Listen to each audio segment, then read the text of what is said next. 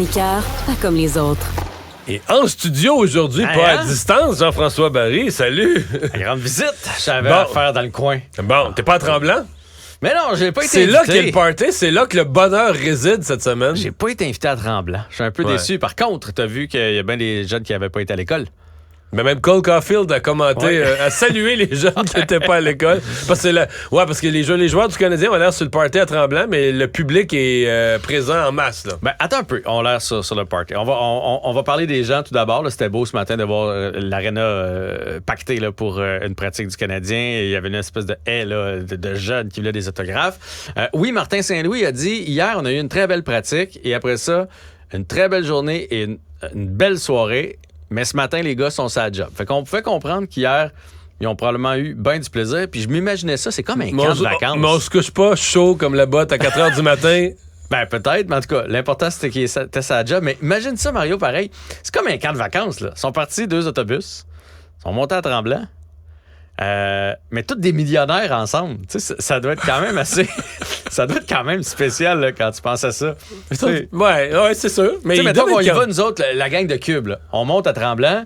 Bon, on va sortir au Petit Caribou, mais maintenant, on a une limite. On fait, mais je pense qu'il est assez tard. On a une limite financière.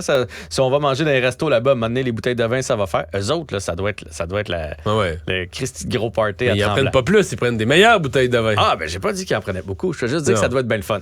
Mais tout le monde était sur la job aujourd'hui. Il y a eu plusieurs entrevues d'un paquet de joueurs. Martin Saint-Louis a parlé, tout ça. Et il y a entre autres Justin Barron. Puis je voulais qu'on parle de Justin Barron qui... il t'a pas impressionné dans le camp d'entraînement? Il m'a pas impressionné. Par contre, lui a dit aujourd'hui qu'il était satisfait de son camp d'entraînement jusqu'à maintenant. Et il a parlé assez franchement, d'ailleurs, c'est sur TVA Sports, si vous voulez voir ça, ou lire le texte, là, comme vous voulez, de ce que la direction lui a demandé. Donc, dans le fond, là, on est content de tes capacités offensives puisque tu nous amènes à la défensive, à l'offensive. Mais là, il faut que tu t'améliores dans ta zone. Donc, plus agressif sur le porteur de la rondelle, laisser le fameux gap qu'on appelle, là, de la distance entre le joueur qui fonce sur toi quand tu es défenseur. Si tu laisses trop de distance, il va faire un move où il va lancer. Vraiment, Connor Bedard, si tu lui laisses beaucoup de distance, tu vas avoir des mauvaises surprises. Ben oui, parce que là, tu lui laisses la chance de lancer. Tu peux pas mettre ton bâton, faire du palette à palette, là, qu'on appelle. Puis si tu es trop proche, il va te contourner. Bref, on lui a demandé de faire ça. Autrement dit, dans la Ligue nationale, à part les exceptionnels, c'est pas nécessairement comment tu m'en donnes, c'est combien tu m'en coûtes. Il ne faut pas que tu m'en coûtes plus que tu m'en donnes. Puis on s'entend que Justin Barron, c'est pas Erik Karlsson. Là. Il va pas faire 90 points cette année. Il a beau avoir un beau talent offensif. Fait que dans le fond, le message que l'organisation y a passé, c'est là, il faut que tu stabilises dans ta zone. De là à lancer... En d'autres termes, on l'a peut-être calmé sur son instinct offensif pour quelques semaines. Au moins pour le camp d'entraînement. Oui, peut-être qu'il va se porter un petit peu moins à l'attaque. Mais pas de là à lancer la serviette dans son cas. Tu sais, je suis allé lire aujourd'hui un peu dessus là, parce que des fois, je fais comme... il deviendra pas ce qu'il était supposé devenir. C'est un choix 21e au total. Tu sais, c'est un choix de première ronde. Puis il est tout jeune encore, il a juste 21 ans. Mais il est sur la corde raide. Parce que j'ai fait la liste des défenseurs. Madison, Savard, Goulet, c'est notre top 3. On est d'accord avec ça? Harris va rester. Puis Chakai et Kovacevic amènent une dimension physique qu'on n'a pas avec les autres. Fait que là, il reste 1 ou 2 places de réservistes. On sait que Wideman est blessé, donc il reste Lidstrom, qu'on a eu contre Petrie. Wideman est encore là. Wideman est encore là, mais... On peut l'oublier. Oui, mais lui... Des fois, on n'y pense pas, là. Oui, c'est peut-être une bonne chose. Ça a l'air qu'il est très, très gentil. Un excellent coéquipier. Apparemment, c'est tout un coéquipier. Bon. Mais il est comme dans la même colonne. Si vous allez voir Cap Friendly, là où on peut voir les alignements puis les salaires, tout ça, il est un peu dans la même colonne que Carey Price, là. Puis qui était Paul Byron, c'est-à-dire les blessés à long terme, comptent pas sur la match. Je pense pas qu'on va revoir Chris Wideman. Puis je pense pas que le Canadien va faire « Hey Chris, t'es sûr? Tu peux pas revenir rien que sur une jambe? » Tu sais, nous donner un coup de main pour une coupe de match. Ça prendrait beaucoup, beaucoup de blessés pour qu'on arrive là. Surtout que là, il y a des jeunes qui poussent à la défensive. Je pense que dans des années de reconstruction, on aime mieux laisser de la place aux jeunes. Fait que Wideman, on l'oublie. Donc, je t'en ai nommé 6. Il reste 3 défenseurs donc en surplus. Barron, Lindstrom, puis Norlinder, qu'on a beaucoup aimé au camp. J'ai comme l'impression que Lindstrom, là, il est blessé, Lindstrom, mais c'est une blessure à court terme. Lui, il va rester. Pour la simple et bonne raison que s'il passe pour aller à Laval, il faut qu'il passe par le ballottage. Puis on le perd. Possible. Ben, tu sais, c'était quand même un défenseur semi-régulier, là. Tu sais, 6e défenseur à Détroit. C'est un gars qui a de l'expérience de la Ligue nationale. J'ai comme l'impression que des équipes pourraient être tentées. Alors que Barron et Norlinder, tu peux les renvoyer à Laval. Exactement. Fait que j'ai comme... Ils vont peut-être en garder 8. Fait que s'ils en gardent 8, ça veut dire que Norlinder ou Barron sont sur la corde raide. Et les deux ont un bon flair offensif. Ils se ressemblent vraiment beaucoup, là.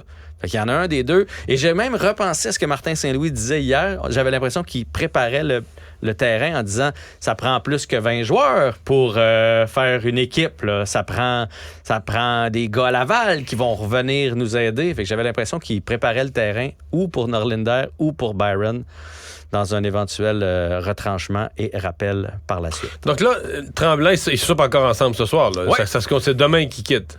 Oui, mais je pense qu'ils soupent ce soir encore ensemble. Demain matin, pratique. Puis après ça, ils s'en reviennent du côté de Montréal pour le dernier match contre les Sénateurs. C'est 2 soupers d'équipe. C'est vraiment un plein 48 heures tout ensemble. Tu sais, Martin Saint-Louis, aujourd'hui, il a expliqué que c'était super bon pour créer des liens, que c'était bon pour la camaraderie, tout ça, qu'il voulait le faire l'année passée. Mais l'année passée, souviens-toi, le Canadien avait été pris pour le match...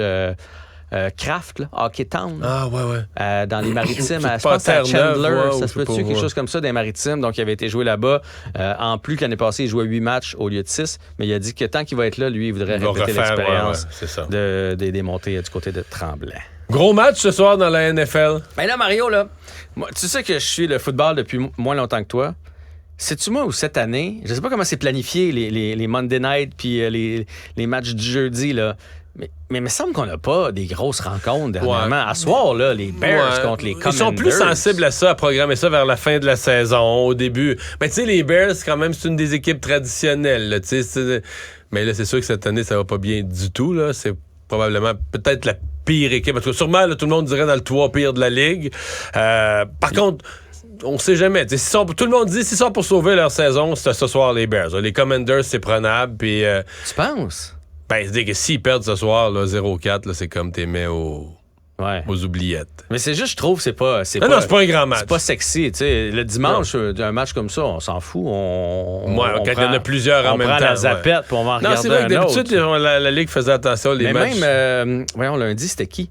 Les Seahawks contre les Giants. Ouais, ça peut être extraordinaire non plus. Je sais pas, je savais pas s'il y avait une logique, puis chaque équipe doive passer les lundis. Tout ça est négocié. Il y a un petit peu de politique là-dedans.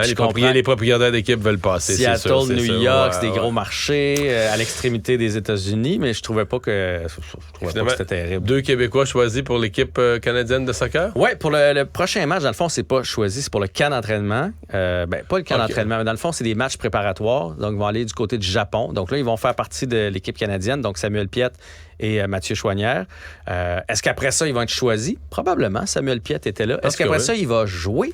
Parce qu'on se souviendra, quand il était allé à la Coupe du Monde, il était dans l'équipe. Mais il n'a pas joué, il n'a pas embarqué sur le terrain. Il n'a pas embarqué une seule seconde. C'est un peu frustrant compte tenu qu'il y a... On sait pas eu un but, là. Non, le Canada n'a pas compté un but. On aurait pu lui donner 10 dernières minutes par gentillesse. Essayer d'autres choses. Hey, merci Jean-François. À demain. Salut! Ce balado est disponible sur l'application et le site cubradio.ca, la plateforme audio et vidéo où les contenus francophones sont fièrement en vedette.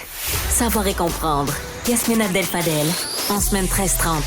Complètement immobile comme ville. Des cônes oranges qui font notre honte. Le gars de Backstreet Boys, hier, il était en train de dire qu'on a un maudit problème avec les cônes oranges à Montréal. Il avait pas tort. Visiblement, ça fait partie du patrimoine et des stratégies de développement culturel de Montréal. Il y en a partout. On est fiers de ça. Et là, évidemment, la Ville de Montréal va se retourner vers Québec puis va dire « C'est donc ben épouvantable. Vous nous donnez pas d'argent pour l'itinérance. Vous nous donnez pas d'argent pour les logements. Écoutez, on a besoin d'argent pour faire X, pour faire Y. » Puis là, ça se retourne puis ça donne 3150 en boni à ses cadres. Yasmine Abdel-Fadel, disponible en balado et vidéo sur la plateforme cubradio.ca.